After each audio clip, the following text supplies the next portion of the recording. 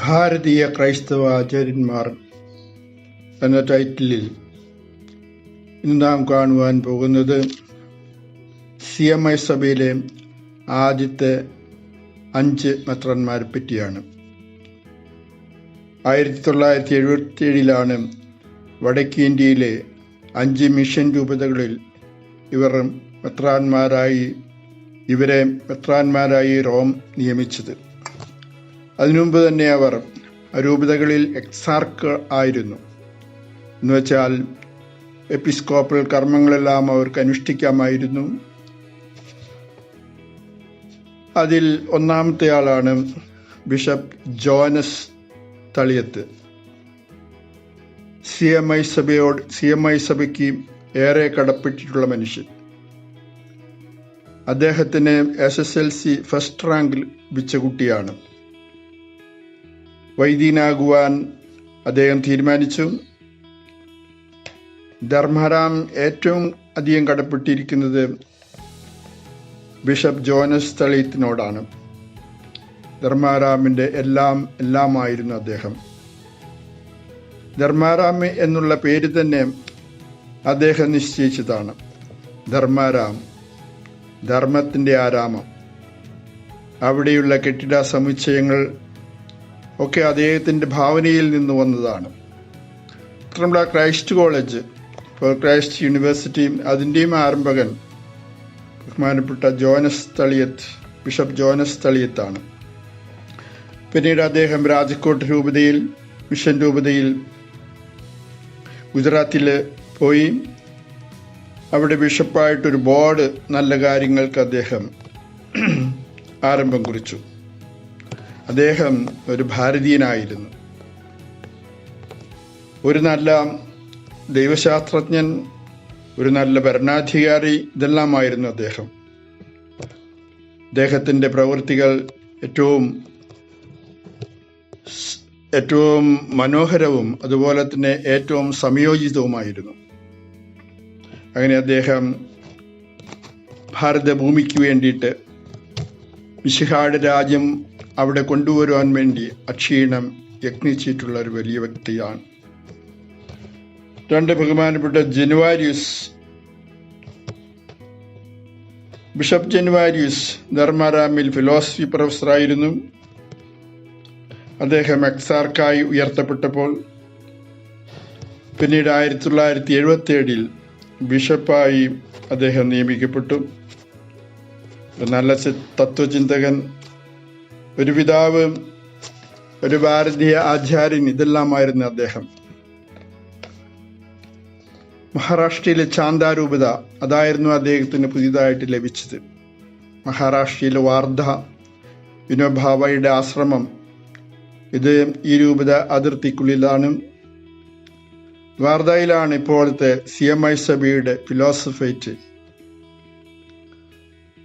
വിനോബാജിയുടെ ആദർശം പഠിക്കുവാനും സ്വാംശീകരിക്കുവാനും അവിടെയുള്ള നമ്മുടെ CMI ഫിലോസഫി സ്റ്റുഡൻസിന് സാധിക്കട്ടെ.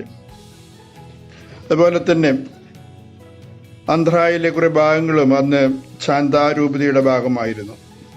അഡിലബാദ്, മഞ്ചേരിയാൽ തുടങ്ങിയവ. 3 ബിഷപ്പ് ക്ലമൻസ്. അദ്ദേഹം ഒരു നല്ല ഭരണാധികാരിയായിരുന്നു. 3 പ്രാവശ്യം അദ്ദേഹം തൃശ്ശൂർ ദേവമാത പ്രൊവിൻസിൻ്റെ പ്രൊവിൻഷ്യലായിരുന്നു. വിശാലമനസ്കൻ, നല്ല ആത്മീയ പിതാവ്, നല്ല കാര്യപ്രാപ്തിയുള്ള ഒരു ഭരണകർത്താവ്, ഇതെല്ലാമായിരുന്നു ബിഷപ്പ് ക്ലമൻസ്. അദ്ദേഹം എപ്പോഴും ഇന്ത്യൻ റൈറ്റിന് വേണ്ടി വാദിക്കുമായിരുന്നു. ഭാരതത്തിൽ ഒരു റൈറ്റ് മതി എന്നാണ് അദ്ദേഹം പറയുന്നത്, ഇന്ത്യൻ റൈറ്റ്.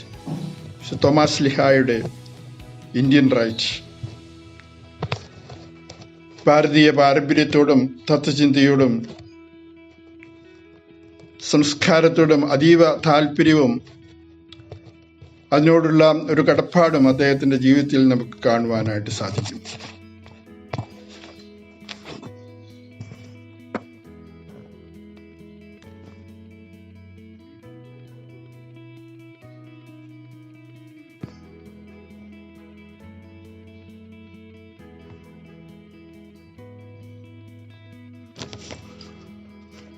4.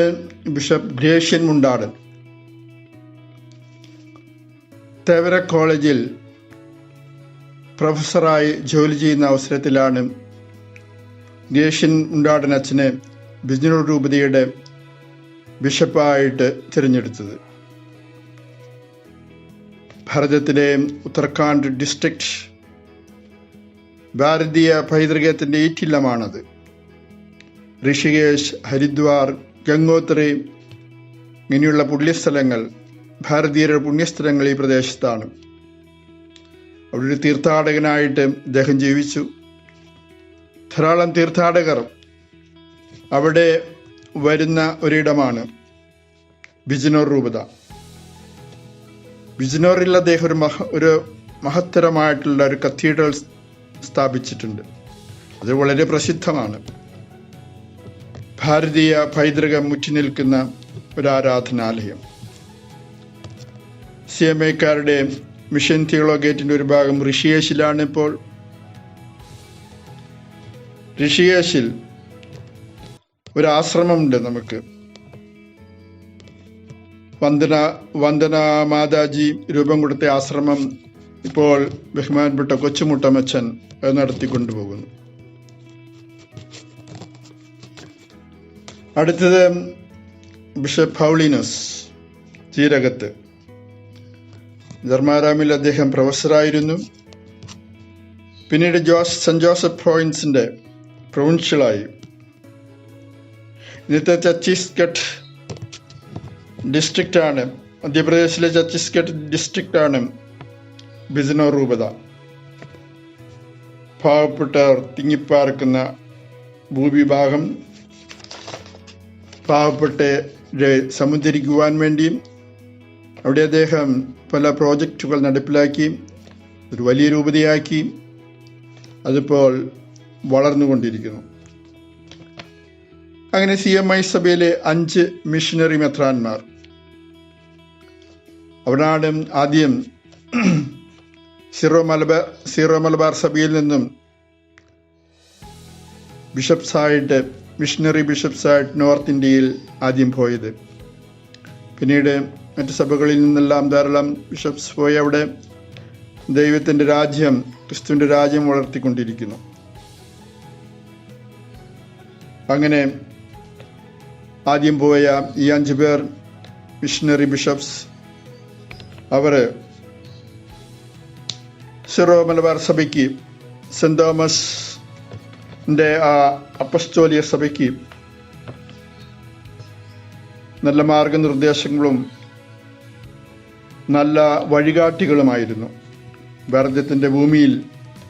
ഭാരതഭൂമിയിൽ മിശിഹായുടെ രാജ്യം സ്ഥാപിക്കുവാൻ വേണ്ടിയിട്ട് അവർ ഉറച്ച വിശ്വാസത്തോടെ ഒരുപാട് കാര്യങ്ങൾ നടപ്പിൽ വരുത്തി. അതാണ് അതിനുശേഷം ചെന്ന ബിഷപ്പുമാർ ഇപ്പോൾ തുടർന്നുകൊണ്ടിരിക്കുന്നത്. വന്യപിതാക്കന്മാരെ നമോവാകം. ഓം ശാന്തി ശാന്തി. നമസ്കാരം.